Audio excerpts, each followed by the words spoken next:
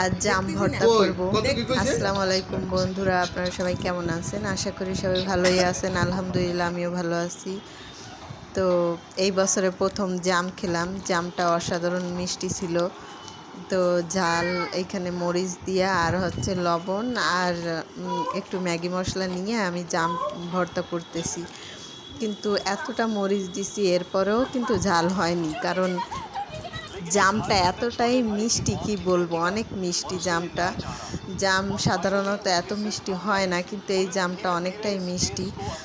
আর অবশ্য আপনারা জানেন জাম কিন্তু স্বাস্থ্যের জন্য খুবই উপকারী। জামে কিন্তু অনেক অনেক উপকার আছে।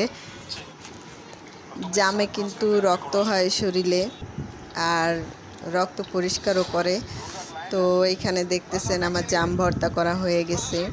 তো এই বছরে প্রথম জাম ভর্তা খেলাম, অনেক ভালো লাগলো, জামটা খুবই মজা। তো সবাই ভালো থাকবেন, সুস্থ থাকবেন, আর আমার জন্য দোয়া করবেন।